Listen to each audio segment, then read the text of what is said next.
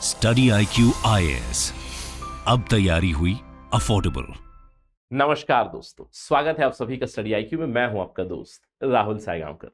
दोस्तों, आज हम हमारी सक्सेस इन प्रीलिम्स प्रोग्राम की डिस्कशन कंटिन्यू करने वाले हैं। आप जानते हैं कि सिप प्रोग्राम हमारा जो है, जिससे हम लोग मदद करना चाहते हैं आपकी for UPSC civil services 2023 preliminary examination, और मैं आपके साथ जुड़ा हुआ हूं to discuss the current affairs from science and technology. और हमारे पुराने सेशंस में आई होप कि आपने देखा जरूर होगा, हम लोगों ने चर्चा की थी बायोटेक्नोलॉजी जुड़े हुए करंट अफेयर्स के बारे में। 2022 से लेकर अभी तक जो भी चर्चा का विषय रहा है बायोटेक्नोलॉजी जुड़े हुए, उनके ऊपर डिस्कशन की थी। उसके बाद हम लोगों ने अलग अलग बीमारियां, डिसीजेस और पैथोजेंस के बारे में डिस्कशन की थी, यानी कि viruses, fungi, bacteria, protozoan diseases जो चर्चा में है पिछले 1-1.5 साल में, उनके ऊपर हम लोगों ने चर्चा की थी। उसके बाद हम लोगों ने स्पेस रिलेटेड डिस्कशन भी की थी, जहां पे इंडिया स्पेसिफिक इंफॉर्मेशन कुछ हम लोगों ने गैदर की थी। मैंने आपको बताया था कि इसरो का किस तरह का स्पेस प्रोग्राम है, कौन से हमारे लॉन्च व्हीकल्स हैं, किस तरह के मिशन हम लोगों ने पहले लॉन्च किए थे, और आगे हम लोग किस तरह के प्रोजेक्ट्स लॉन्च करने वाले हैं।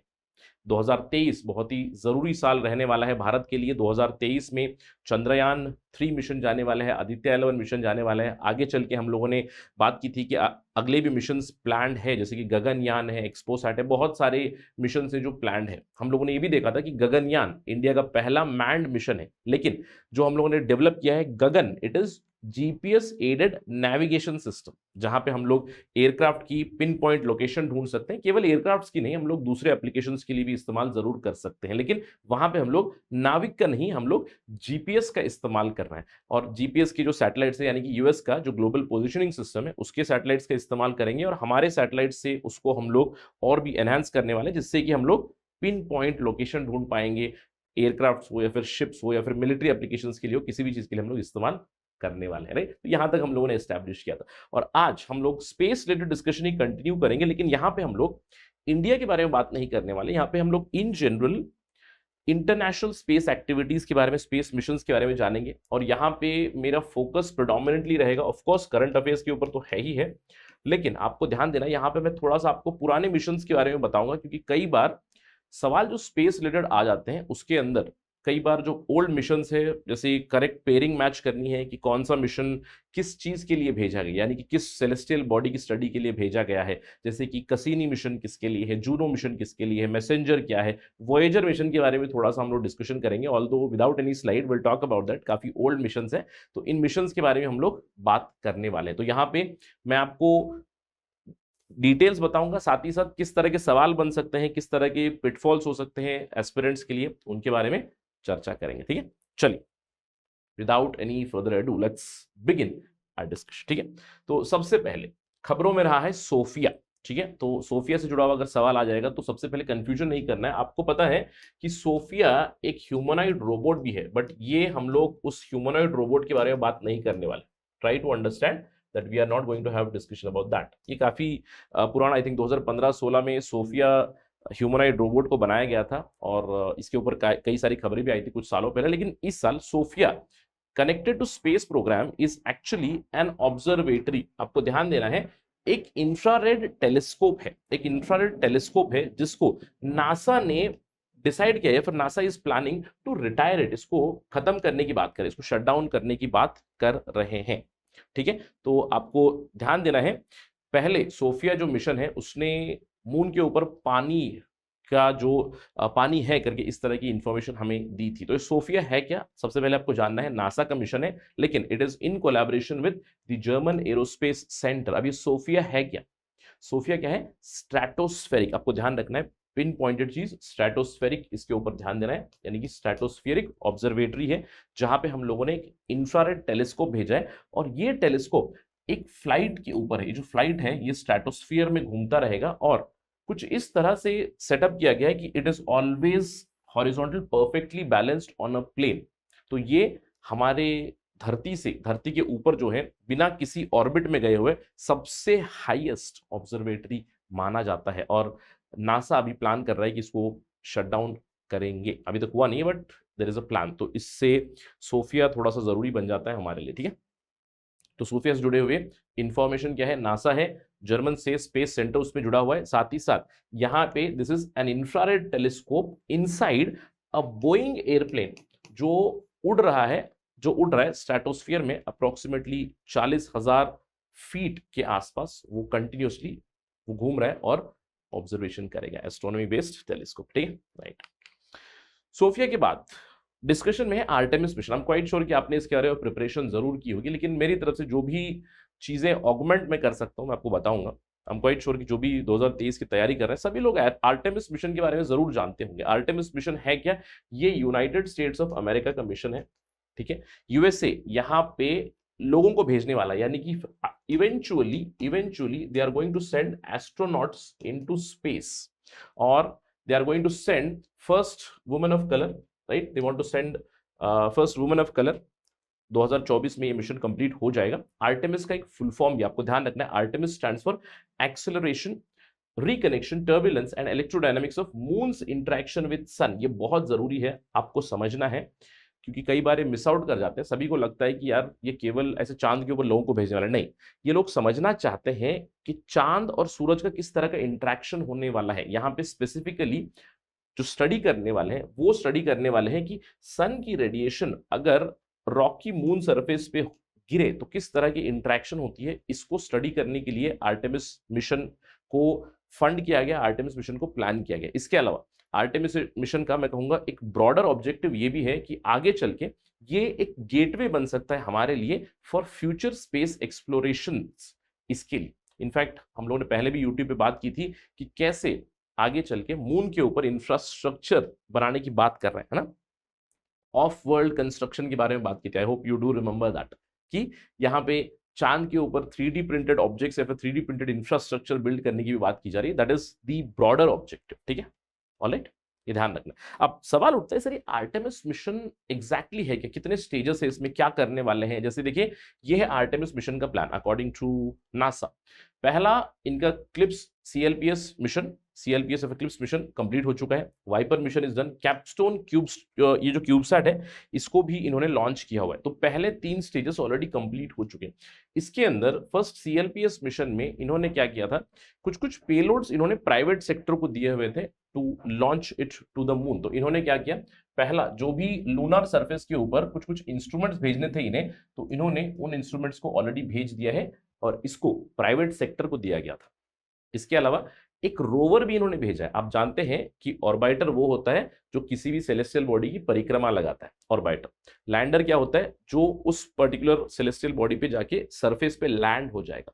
जब लैंड होगा उसमें से रोवर निकलेगा। रोवर मतलब जो उस सेलेस्टियल बॉडी के सरफेस के ऊपर घूम सकता है, जिसको बेसिकली हम लोग यहाँ से सेंटर से, नासा सेंटर से कंट्रोल कर सकते हैं। तो इन्होंने एक रोवर भी भेजा है, वाइपर नाम है उसका, वाइपर, एक गोल्फ कार्ट साइज रोवर, काफी बड़ा रोवर इन्होंने भेजा है, जो मून के सैंपल्स लेगा। मून के ऊपर पानी है कि नहीं, मून की सॉइल का जो सैंपल्स है उसको कंटिन्यूसली कलेक्ट करेगा, एनालाइज करते रहेगा। इसके अलावा जो इस साल गया है वो है कैपस्टोन क्यूबसैट। ये बहुत जरूरी चीज है कैपस्टोन। अब सवाल किस तरह के बन सकते हैं, हाल ही में जो हम लोगों ने खबरों में सुना है कैपस्टोन क्यूबसैट, ये है क्या या फिर किस प्रोजेक्ट से जुड़ा हुआ है। ये जुड़ा हुआ है आर्टेमिस प्रोजेक्ट के साथ। अब ये एक छोटा सा क्यूबसैट है जिसको हम लोगों ने भेजा है मून के ऑर्बिट में। अब यहां पे आपको ध्यान देना है मून के किस ऑर्बिट में भेजा है, this is very important. This has been sent to lunar near rectilinear halo orbit. अब ये बहुत जरूरी चीज है, नियर रेक्टिलिनियर हेलो ऑर्बिट कहां पे आपने सुना है या फिर किस प्रोजेक्ट के साथ सुना है, it is connected to the Artemis mission. अब ये जो नियर रेक्टिलिनियर हेलो ऑर्बिट जो है, this is very important for you to understand. इसके अंदर कुछ टर्म्स है जिसको हम लोग थोड़ा समझने की कोशिश करेंगे। अब रेक्टिलिनियर तो आपको पता ही होगा, तो बेसिक चीज है रेक्टिलिनियर, मतलब हम लोगों ने पढ़ा है, जैसे स्कूल में पढ़ा हुआ है ना, in your physics 101। Rectilinear motion का मतलब क्या है, rectilinear mean something which is in straight line. अब आपको लग रहा हो कि क्या ये रेक्टिलिनियर मतलब स्ट्रेट लाइन वाला ऑर्बिट है, नहीं। नियर रेक्टिलिनियर मतलब ऑलमोस्ट एक स्ट्रेट लाइन की तरह इसका ऑर्बिट होने वाला है। और हेलो ऑर्बिट, अब नॉर्मली हेलो ऑर्बिट क्या होता है, what is a halo orbit. देखिए halo orbit, remember always they are connected to the Lagrange points, आपने जरूर पढ़ा होगा, आदित्य L1 मिशन में हम लोगों ने देखा था Lagrange points के बारे में। Lagrange points L1 L2 L3 L4 L5। तो Lagrange point पे जो भी हम लोग इक्विपमेंट या फिर सैटेलाइट या फिर जो भी ऑब्जर्वेटरी भेजते हैं वो एब्सोल्युटली, जैसे हमें लगता है कि यार वहां पे ग्रेविटी है तो वो एकदम स्टिल है, नहीं, इट इज क्वाइट इम्पॉसिबल कि वो एक जगह पे स्टिल होगा। या तो पता है ना तो कि जो पॉइंट है, आप समझ लो L1 पॉइंट है, तो L1 पॉइंट के इर्द गिर्द ही वो इक्विपमेंट बस वहीं के वहीं घूमता रहेगा, वहीं के वहीं छोटे से ऑर्बिट में वो रोटेट करता रहेगा। इसीलिए हम लोग कहते हैं कि L1, L2, L3 पॉइंट के फायदे क्या होते हैं कि वहां पे आपका फ्यूल कम लगता है, वहां पे आपको पूरा ऑर्बिट लगाने की जरूरत नहीं है, बड़े ऑर्बिट नहीं होते, they are called halo orbits. अब इन्हीं हेलो ऑर्बिट्स को जब आप 3D इक्वेशन से डेवलप करोगे तो अलग अलग आपको डिफरेंट हेलो ऑर्बिट्स आपको मिल जाते हैं। तो इसी तरह का एक L2 बेस्ड हेलो ऑर्बिट, अब आपको ध्यान रखना है इस कैपस्टोन को भेजा गया है कहां पे, इस कैपस्टोन को भेजा गया है कहां पे, they have sent it to a near rectilinear halo orbit, यानी कि समझ लो ये है मदर अर्थ, ये है मदर अर्थ, अर्थ से थोड़ा सा दूर है ये मून, छोटा सा है मून। अब इसको भेजा गया है एक रेक्टिलिनियर ऑर्बिट में। ये जो कैपस्टोन क्यूबसैट है ये घूमेगा कुछ इस तरह के ऑर्बिट में, almost straight line eccentric orbit में। This is called halo orbit, क्योंकि this halo orbit is L2 से 3 डायमेंशनल एनालिसिस करके इसको डेवलप किया गया। L2 पॉइंट का ये हेलो ऑर्बिट है, इसको ध्यान रखना है, L2 पॉइंट का हेलो ऑर्बिट है जहां पे आपका सैटेलाइट कुछ इस तरह से घूमेगा। और ध्यान रखना है ये है मून का नॉर्थ पोल, ये है मून का साउथ पोल। तो ये नॉर्थ पोल के बहुत ही करीब से जाकर साउथ पोल के ऊपर से, यानी कि साउथ पोल के बहुत दूर से घूमेगा, ऑलमोस्ट 70,000 किलोमीटर ये डिस्टेंस कवर करेगा और फिर मून के पास जाएगा। अब एक सवाल आपके दिमाग में उठ रहा है, सर ये नॉर्थ के इतना करीब से क्यों जा रहा है और साउथ के इतना दूर से क्यों जा रहा है? क्योंकि आप जानते हैं कि सदर्न पोल की स्टडी चल रही है और जितना ज्यादा ये नियर रेक्टिलिनियर हेलो ऑर्बिट में रहेगा उतना ज्यादा ये साउथ पोल की स्टडी कर सकता है। इसके अलावा आपको ध्यान रखना है इस पर्टिकुलर स्पेसिफिक ऑर्बिट को इसलिए चूज किया गया है कि ये 24 घंटे, यानी कि जितना भी समय रहेगा उतना समय सनलाइट में ही रहेगा, यानी कि उसको सनलाइट मिलती रहेगी जिससे कि वो इमेजिंग वगैरह कर सकता है बेसिक। ठीक है, ये आपको समझना। इसके अलावा आगे आने वाले जो मिशन आने वाला है उसमें Artemis 1, PP hello launch, Artemis 2, Artemis 3 ये अभी तक लॉन्च नहीं हुए, ये आने वाले समय में जरूर लॉन्च हो जाएंगे। तो इसीलिए आपको ध्यान रखना ये पहले 3 मिशन आपके लिए बहुत जरूरी बन जाते हैं, उसमें भी कैपस्टोन क्यूबसैट बहुत जरूरी बन जाता है आपके लिए, जहां पे NRHO यानी कि नियर रेक्टिलिनियर हेलो ऑर्बिट क्या होता है, हेलो ऑर्बिट क्या होता है, इन सभी चीजों के बारे में आपको थोड़ा सा नॉलेज होनी चाहिए। ठीक है, this is about the Artemis mission.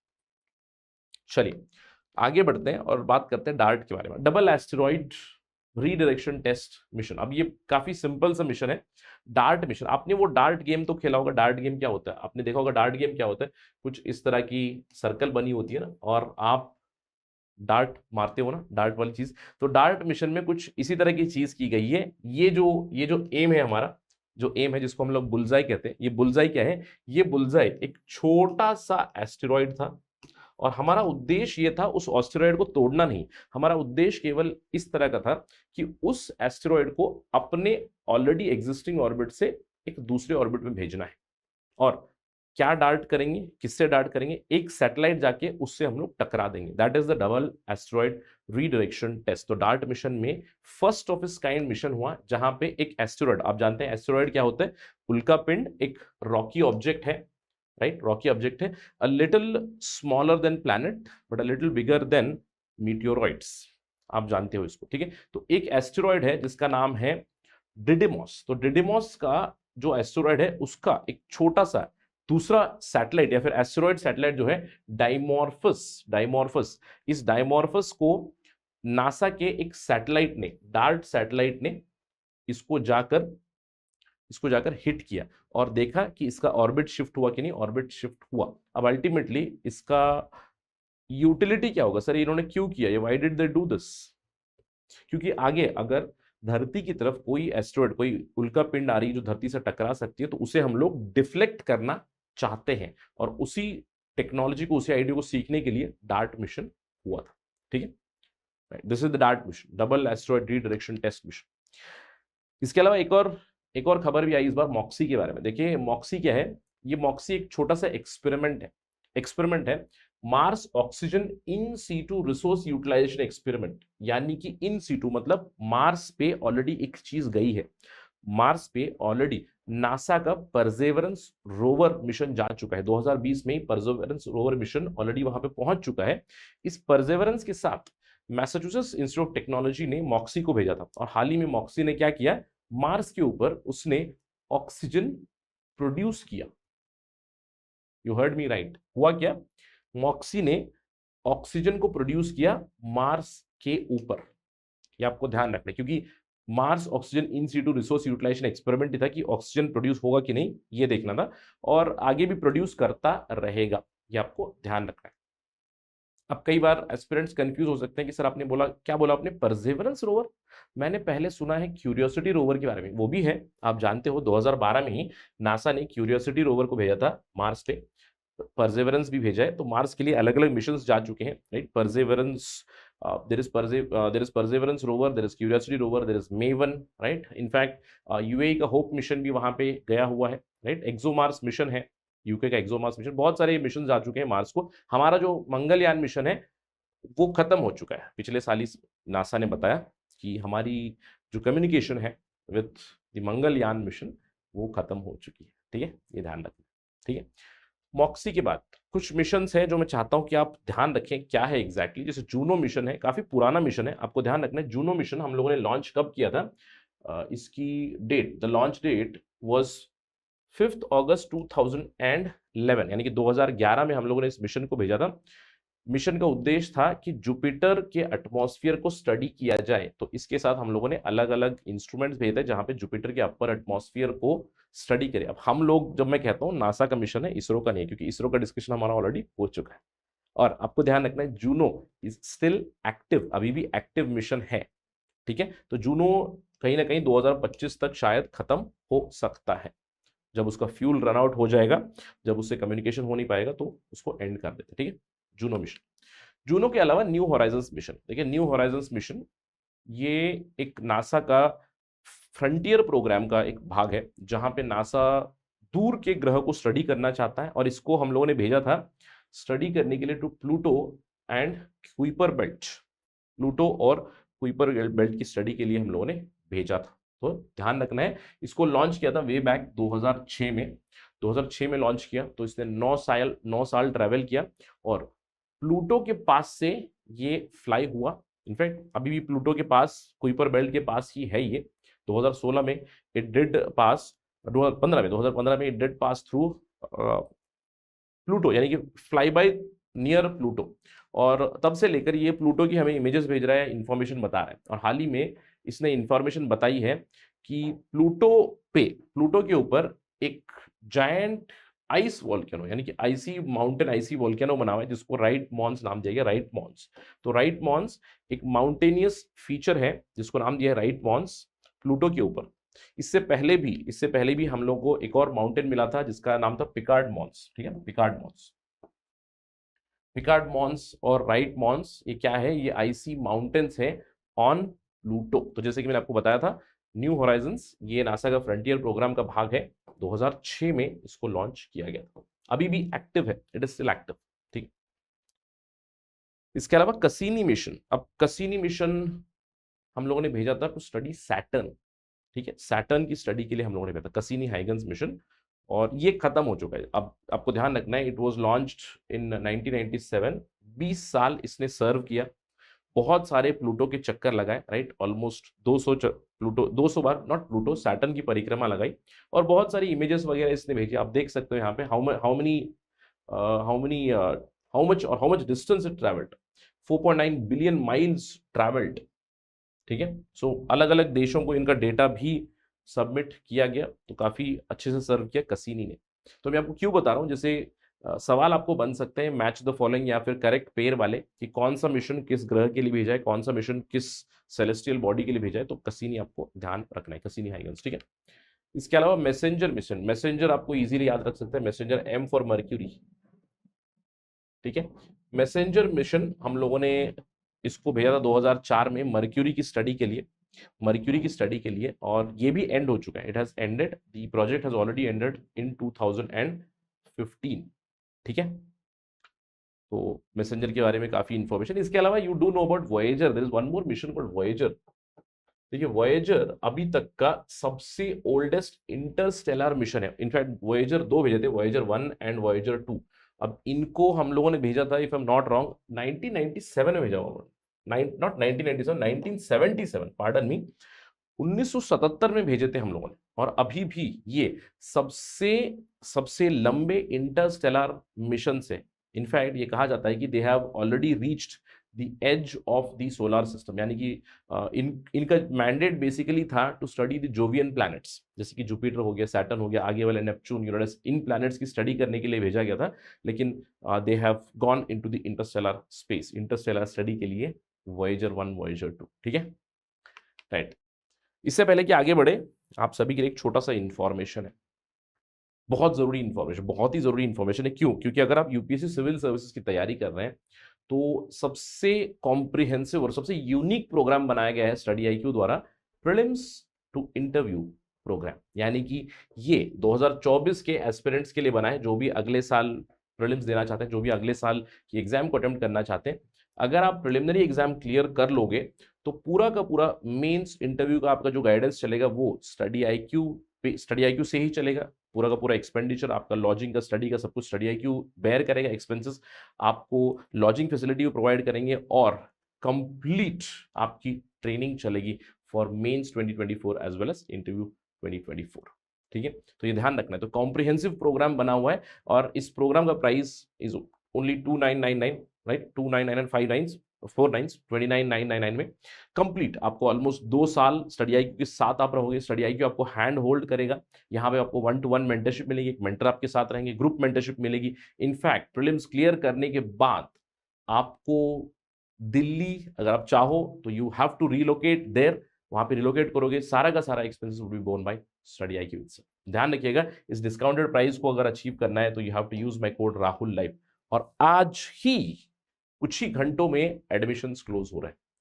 Admissions are closing on 31 March, today itself. तो ध्यान रखना है, जल्द से जल्द यहाँ पे एनरोल करें, do not forget about this. तो जल्दी मिलते हैं क्लास में, अगले साल मिलते हैं दिल्ली में भी, ठीक है, राइट। चलिए अगले मिशन पे चलते हैं। Let's talk about another mission, OSIRIS REx, ठीक है। ओसाइरिस रेक्स, अब आपको ध्यान रखना है, ओसाइरिस रेक्स जो प्रोजेक्ट है इसको नासा ने लॉन्च किया था 2016 में, और इसको लॉन्च किया है एक पर्टिकुलर एस्टेरॉइड की स्टडी के लिए, एक पर्टिकुलर एस्टेरॉइड की स्टडी के लिए, एस्टेरॉइड बेन्नू, एस्टेरॉइड बेन्नू की स्टडी के लिए इसको भेजा गया, ठीक है। अब यहाँ पे नासा इन्वॉल्व है, कैनेडियन स्पेस एजेंसी इन्वॉल्व है, अलग अलग स्पेस एजेंसी इन्वॉल्व है। ऑलरेडी ये जो मिशन है it has reached Bennu. In fact 2020 में बेन्नू पे ये गया, बेन्नू के ऊपर इसने सैंपल भी कलेक्ट किया, क्योंकि रेगोलिथ एनालाइजिंग एक्सपेरिमेंट है, रेक्स रेगोलिथ एनालाइजिंग एक्सपेरिमेंट, कि हम लोग रेगोलिथ जो यानी कि सॉइल, जो उस एस्टेरॉइड में सॉइल है उसको हम लोग स्टडी करना चाहते हैं, उसके लिए इसको भेजा गया है। अब अपडेट ये आई थी कि जब ये वहां पे सॉइल का सैंपल उठा रहा था तो कुछ सॉइल गिर गई, मतलब कंप्लीटली फ्लैप क्लोज नहीं हुआ। तो अभी भी कहा जाता है कि 60 ग्राम से ज्यादा जो टारगेट मास था वो तो ऑलरेडी इस पर्टिकुलर जो रोवर था वहां पे उसके साथ है। और ध्यान रखना है ये वापस आ रहा है, तो जल्दी इसी साल सितंबर तक हमें मिल जाएगा सैंपल, उसके बाद हम लोग स्टडी करना शुरू कर देंगे, ठीक है। तो ध्यान रखना है ओसाइरिस रेक्स, ठीक है, एस्टेरॉइड बेन्नू पे। और हाल ही में जैसे ये एस्टेरॉइड रिसेंट टाइम्स भी, आई थिंक पिछले साल भी ये चर्चा में था, जैसे हम लोग कहते हैं ना कि देयर आर 5 लैग्रैंज पॉइंट्स, है ना। एक है L3 और आपको मिलेगा L1 और आपको मिलेगा L2, है ना, L3 L1 L2, ये है अर्थ, ये है सन, है ना। और आपको L4 और L5 जो मिलेंगे ये बेसिकली आप एक इक्विलैटरल ट्रायंगल ड्रॉ कर दीजिएगा 60 डिग्री पे आपको L4 और L5 पॉइंट मिलेंगे। तो L4 और L5 पॉइंट्स पे आपको बहुत सारे ट्रोजन एस्टेरॉइड्स मिलते हैं। और अगर मैं गलत नहीं हूं तो रिसेंटली L4 पॉइंट के पास से ही गुजरा था बेन्नू एस्टेरॉइड, है ना, ध्यान रखना, ठीक है, ऑलराइट। इसके अलावा पार्कर सोलर प्रोब, एक और मिशन है पार्कर सोलर प्रोब, नाम से पता चला सोलर प्रोब है, पार्कर सोलर प्रोब, ठीक है। सन की स्टडी के लिए भेजा जा रहा है, सन की स्टडी, सन की जो भी phenomena, solar flare, solar winds, the corona, chromosphere, all these studies, solar Parker probe को भेजा जा रहा है। इसको ऑलरेडी लॉन्च कर दिया गया है, 2018 में ये लॉन्च हुआ था, लेकिन अभी तक ये अपनी डेस्टिनेशन पे नहीं पहुंचा। अब आपको ध्यान देना, डेस्टिनेशन इसका क्या है, इसका डेस्टिनेशन सूरज पे नहीं पहुंच रहा। अब सूरज पे पहुंचेगा तो यार जल जाएगा ना ये तो बेसिक है ना। तो ये जा कहाँ रहा है आपको ध्यान रखना है, ये वीनस शुक्र ग्रह का ऑर्बिट पकड़ेगा और बहुत ही क्लोजली शुक्र ग्रह को ऑर्बिट करेगा। ठीक है, तो ये अभी डेस्टिनेशन पे पहुंचने वाला है, राइट। 2024 तक approximately it is going to reach the destination arriving near the sun. अगले साल तक ये पहुंच जाएगा काफी क्लोज। ठीक है, ठीक है। इनफैक्ट जैसे जैसे जर्नी कर भी रहा है, ऑलरेडी इंफॉर्मेशन ये भेज रहा है। इसका इसका इंटेंशन क्या है, कोरोना को स्टडी करना है, सोलर विंड की क्या ओरिजिनेशन है उसके बारे में स्टडी करना है, सोलर एनर्जी पार्टिकल्स को स्टडी करना है। ठीक है, ध्यान रखना है। इसके अलावा जेम्स वेब टेलीस्कोप भी लॉन्च किए हैं नासा ने। जेम्स वेब टेलीस्कोप लॉन्च हुआ फ्रॉम फ्रेंच गयाना, और इसको हम लोगों ने भेजा है L2 पॉइंट पे। आपको ध्यान देना है L2 पॉइंट पे। प्लीज रिमेंबर, हमारा आदित्य कहाँ जा रहा है, भारत का आदित्य सोलर ऑब्जर्वेटरी L1 पे जा रहा है। L2 के ऊपर ये है अर्थ, L2 के ऊपर यहाँ पे जेम्स वेब टेलीस्कोप है। जेम्स वेब टेलीस्कोप ये एक छोटे से हेलो ऑर्बिट में L2 के आसपास ही रहेगा। ठीक है, L2 पॉइंट के आसपास ही रहेगा। इसके अलावा L2 पॉइंट पे, अगर मैं गलत नहीं हूं तो वहां पे I think European space agency का गाया सैटेलाइट भी वहीं पे है। ठीक है, गाया ऑब्जर्वेटरी भी वहीं पे है। ठीक है, ध्यान रखना। तो जेम्स वेब टेलीस्कोप का उद्देश्य क्या है, स्पेस की स्टडी करनी है, right. Astronomy based study, deep space, galaxies की स्टडी करनी है, अलग अलग प्लानिटरी सिस्टम्स की स्टडी करनी है, उसकी फिजिकल केमिकल प्रॉपर्टीज को स्टडी करेगा, ये सारी चीजें बताएगा। इनफैक्ट रिसेंटली इस जेम्स वेब टेलीस्कोप ने जुपिटर की फोटो भेजी और इसने बताया कि जुपिटर के कुछ मून्स है। जुपिटर के जो मून है, एक है अमाल्थिया और एक है एड्रास्थिया। आप जानते हो जुपिटर के बहुत सारे मून्स हैं, तो उनमें से दो मून्स अमाल्थिया और एड्रास्थिया के ऊपर ऑरोरास होते हैं। ऑरोरास, कलरफुल ऑरोरास है, ये बताया। ठीक है, कलरफुल ऑरोरा ये बताया जेम्स वेब टेलीस्कोप। ठीक है, ऑलराइट, चलिए आगे बढ़ते हैं। इसके अलावा जुपिटर के बारे में एक और भी खबर आई, राइट। यूरोपा एक जुपिटर का मून है, अपेरेंटली वहां पे अबंडेंस ऑफ वाटर पॉकेट्स होने का अनुमान है, ये भी पता चला हमें। इनफैक्ट नासा का एक मिशन जा रहा है यूरोपा किसका मून है, यूरोपा मून है जुपिटर का। वहां पे यूरोपा क्लिपर मिशन जाने वाला है नासा का, 2024 में, अगले साल ही जाने वाला है, ध्यान रखना। ठीक है, अपार्ट फ्रॉम दैट चाइना के बारे में एक खबर है। चाइना ने अपना खुद का स्पेस स्टेशन लॉन्च किया, आपको पता है, जिसका नाम है टियांगोंग स्पेस स्टेशन। इससे पहले अगर कोई देश था, जैसे रशिया ने अपना खुद का स्पेस स्टेशन लॉन्च किया था जिसका नाम था मीर, है ना। 1980s में रशिया का खुद का स्पेस स्टेशन था मीर करके, है ना। अभी फिलहाल there is already International Space Station, but ये किसी एक देश का नहीं है, अलग अलग देशों ने मिलकर इसको भेजा है।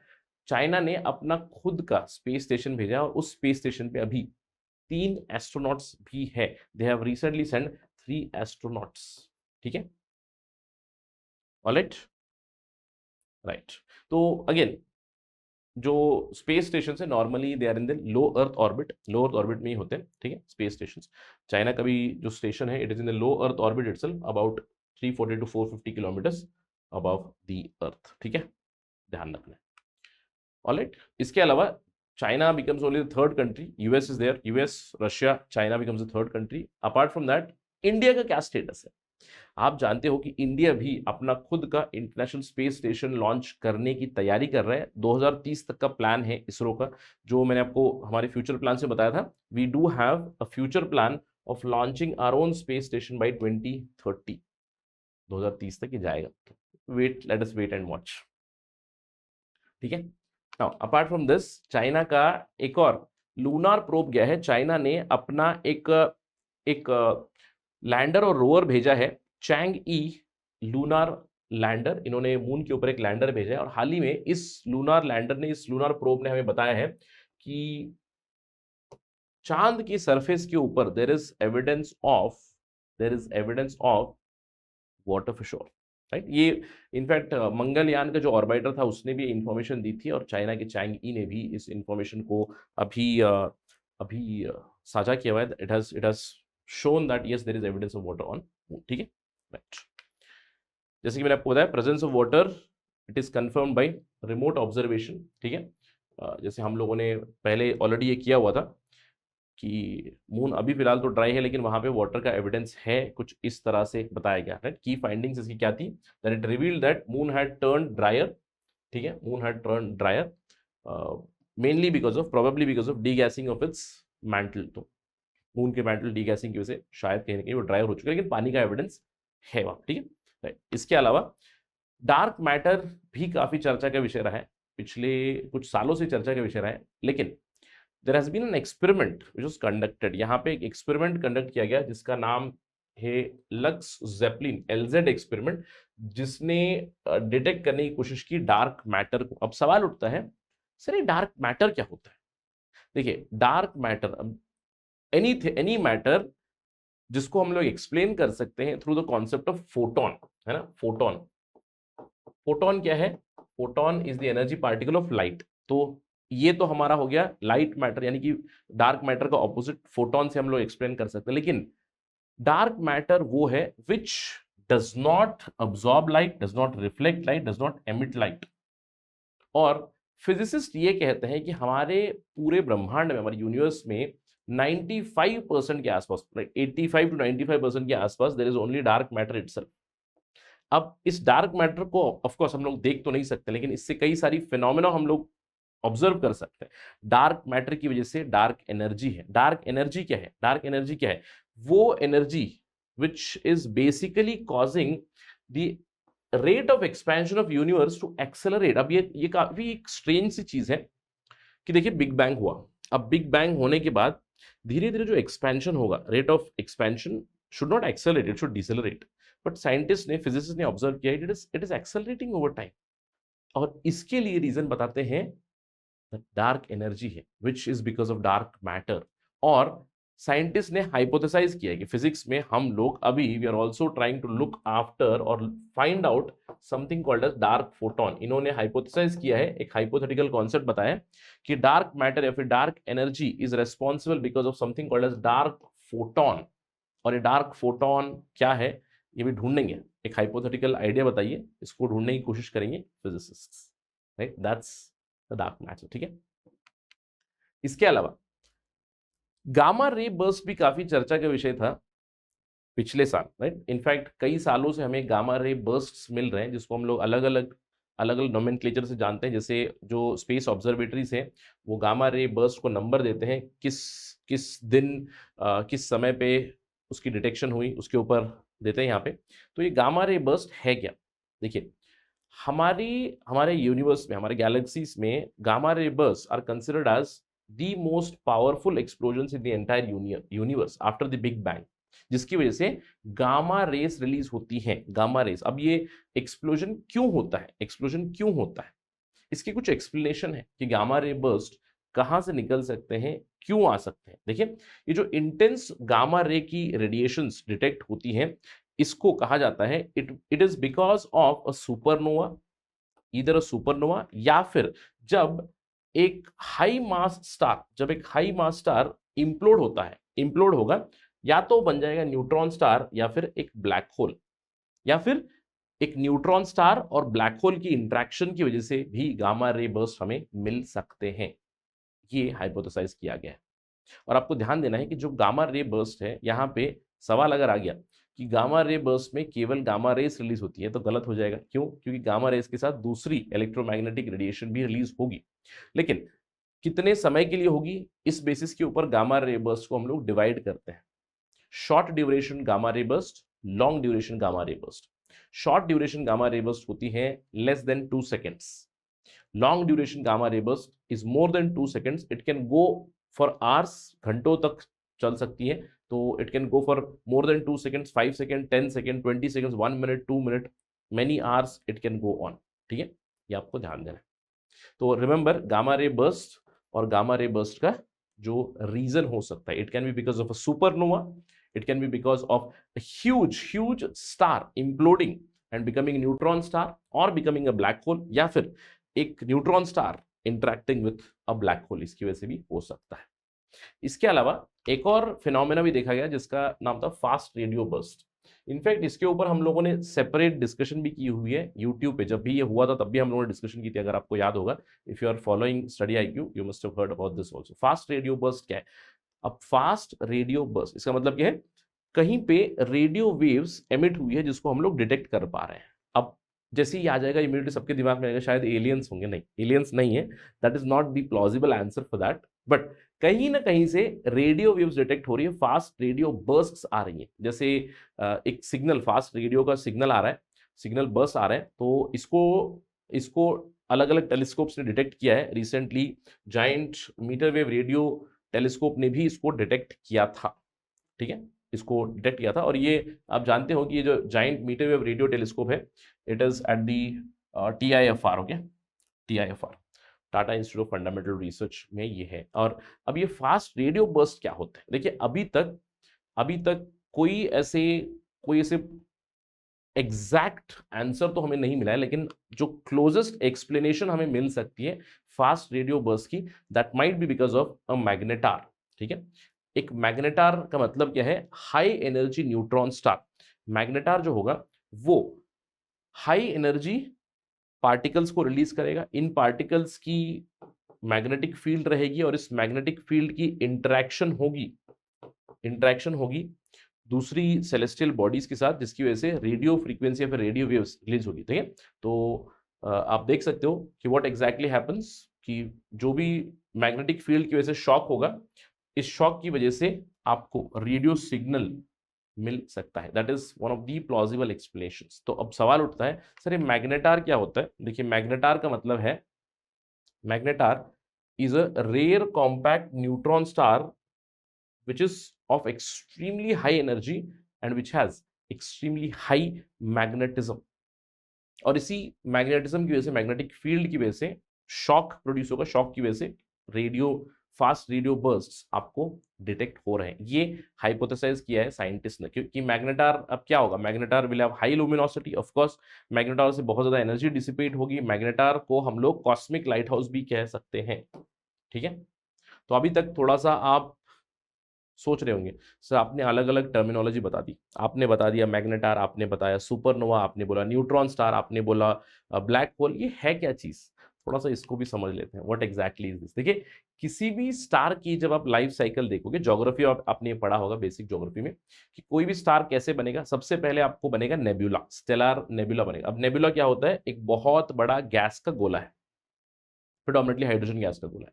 अब जैसे ही स्टार बनना है तो मतलब थर्मोन्यूक्लियर फ्यूजन रिएक्शन शुरू होना है, इसका मतलब स्टार बन गया, है ना। जैसे फ्यूजन रिएक्शन शुरू हुआ तो स्टार बन गया। अब depending on the size of the nebula, या तो वो एक एवरेज स्टार हो सकता है या फिर बहुत बड़ा मैसिव स्टार हो सकता है। और इसी मैसिव स्टार की मैं बात कर रहा हूं, क्योंकि हम लोग इस लाइफ साइकिल के बारे में बात कर रहे हैं। मैसिव स्टार जो रहेगा, massive star billions of years के बाद एक रेड सुपर जायंट बनेगा। एक रेड सुपर जायंट फिर से मिलियंस एंड बिलियंस ईयर्स के बाद उसके लाइफ साइकिल में आएगा सुपरनोवा का स्टेज, यानी कि समझ लो this is like the old age of sun, ठीक है। तो ये सन की लाइफ साइकिल है, सन की लाइफ साइकिल है from nebula to a massive star to a red super giant. फिर उसके बाद एक ब्लास्ट हो जाएगा सुपरनोवा। सुपरनोवा, अब इस सुपरनोवा की वजह से भी गामा रे बर्स्ट हो सकता है, या फिर सुपरनोवा स्टेज के बाद जो स्टार का लाइफ साइकिल एंड होगा, डिपेंडिंग ऑन द मास, या तो वो एक न्यूट्रॉन स्टार बनेगा, अगर बहुत ही एक्सट्रीमली हाई मास है तो अपने मास में खुद ही वो डिसइंटीग्रेट हो जाएगा और एक ब्लैक होल बन सकता है। ये है जायंट स्टार की लाइफ साइकिल। लेकिन अगर एक एवरेज स्टार है, तो वो एक रेड जायंट बनेगा। रेड जायंट से एक प्लैनेटरी नेबुला बनेगा, यानी कि तारा अभी भी जिंदा है लेकिन उसके इर्द गिर्द आपको गैसियस मेटेरियल मिलेगा, और इवेंचुअली एक छोटा सा वो ड्वार्फ स्टार बन जाता है। और हमारा जो सूरज है वो अभी फिलहाल एवरेज स्टार की लाइफ साइकिल में, तो यानी कि बिलियंस ऑफ ईयर्स के बाद हमारा जो सूरज है वो अल्टीमेटली ट्रांसफॉर्म हो जाएगा इनटू अ व्हाइट ड्वार्फ, ठीक है। दैट्स द बेसिक आइडिया, ठीक है। Right, let's move on.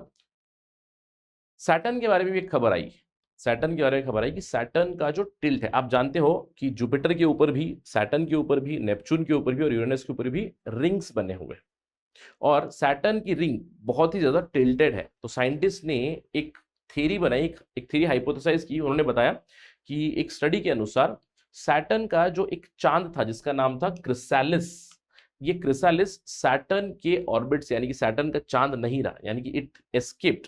Basically एक प्री एग्जिस्टिंग मून था क्रिसालिस, उसने सैटर्न को छोड़ दिया, इट लेफ्ट सैटर्न, जिसकी वजह से, जिसकी ग्रेविटी की वजह से आपको बहुत ज्यादा टिल्ट मिल जाता है सैटर्न के रिंग्स में, ये बताया। ठीक है, ये आपको ध्यान रखना है। ठीक है, काफी फैक्चुअल है, I wouldn't expect a question from this, but इससे मैं चाहता हूं कि आप ध्यान रखिए अगर एक सवाल आ जाए कि जो क्रिसालिस रिसेंटली न्यूज में सुना था वो क्या है।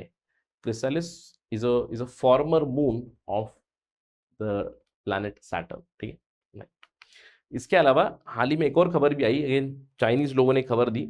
चाइनीज ने बताया कि हमें मार्स के ऊपर कहीं ना कहीं एविडेंस मिला है कि मार्स पे भी फ्लडिंग हुआ करती थी, पानी की प्रेजेंस हो सकती है। तो चाइना का जो रोवर है ज़ुरोंग, इन्होंने भेजा है ज़ुरोंग रोवर, ध्यान रखना है ज़ुरोंग रोवर है जो मार्स पे है। ज़ुरोंग is a Chinese God name. तो ज़ुरोंग बेसिकली मार्स के नदर्न हेमिस्फीयर को स्टडी करने के लिए वहां पे है, और वो धीरे धीरे इंफॉर्मेशन भेज रहा है, तो आगे चल के भी इंफॉर्मेशन आ सकती है इसमें। बट एग्जाम के दृष्टिकोण से ध्यान रखना है ज़ुरोंग एक रोवर है, चाइनीज रोवर है। ज़ुरोंग का मतलब है चाइनीज गॉड का एक नेम। ठीक है, इसके अलावा दो और खबरें हैं, जियो मैग्नेटिक स्टॉर्म और सोलर फ्लेयर के बारे में। क्वाइट श्योर कि ये भी बहुत सारे एस्पिरेंट्स ने स्टडी किया होगा। जियो मैग्नेटिक स्टॉर्म की वजह से पिछले साल स्टारलिंक, इलॉन मस्क का जो सैटेलाइट सिस्टम है, जो इंटरनेट प्रोवाइड करने वाला सिस्टम है, उसके बहुत सारे सैटेलाइट्स की कम्युनिकेशन के ऊपर इम्पैक्ट हुआ था। तो अभी सबसे पहली चीज तो मैंने समझ ली कि भैया ये जो जियो मैग्नेटिक स्टॉर्म है ये सैटेलाइट कम्युनिकेशन के ऊपर एडवर्स इम्पैक्ट कर सकता है। Absolutely right. अब सवाल ये उठता है कि जियो मैग्नेटिक स्टॉर्म होता क्यों है। ठीक है, जियो मैग्नेटिक स्टॉर्म होता क्यों है। देखिए, जियो मैग्नेटिक स्टॉर्म होता है एक अर्थ की मैग्नेटोस्फीयर में डिस्टर्बेंस हो जाता है, डिस्टर्बेंस हो जाता है। क्यों? क्योंकि अर्थ का मैग्नेटोस्फीयर यानी कि अर्थ की जो मैग्नेटिक फील्ड है, it is interacting with the storms और it is interacting with the solar particles. और जो सोलर पार्टिकल्स हैं ये हम तक कैसे पहुंचेंगे? ये हम तक पहुंचेंगे because of solar flare. Solar flare, अब आप जानते हो कि सोलर फ्लेयर क्या है, कुछ इंटेंस बर्स्ट है, सोलर फ्लेयर या फिर सोलर विंड, कुछ इंटेंस बर्स्ट है, इरप्शंस है, कोरोनल मास इजेक्शंस है, जो अर्थ के मैग्नेटिक फील्ड के ऊपर इंपैक्ट करेंगे। अब कई बार solar flares are connected with sunspots.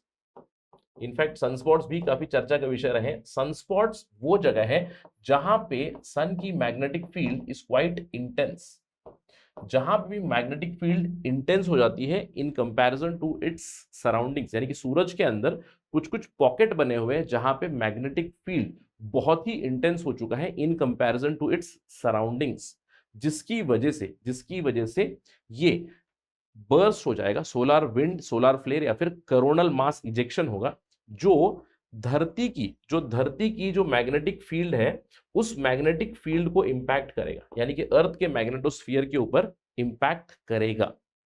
Solar flares की वजह से, सोलर विंड की वजह से, कोरोनल मास इजेक्शन की वजह से जियोमैग्नेटिक स्टॉर्म होते हैं। और जियोमैग्नेटिक स्टॉर्म जब होते हैं वो सैटेलाइट कम्युनिकेशन को डैमेज कर सकते हैं, हमारे पावर ग्रिड को डिस्टर्ब कर सकते हैं, रेडियो कम्युनिकेशन को इंटरफियर कर सकते हैं, इनफैक्ट कुछ एडवर्स हेल्थ इंपैक्ट भी हो सकते हैं। राइट, तो मैग्नेटोस्फीयर को डिस्टर्ब करेगा, साइंस बेस्ड सर्विसेज को डिस्टर्ब करेगा, एडवर्स हेल्थ इंपैक्ट्स भी हो सकते हैं on humans.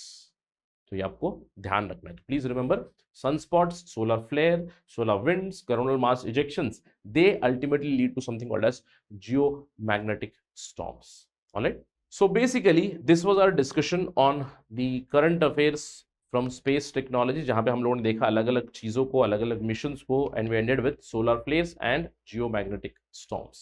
Right, so thank you for watching this video. Do prepare very well, stick to the schedule always. Thank you very much again and Jai Hind. Study IQ IAS, अब तैयारी हुई affordable.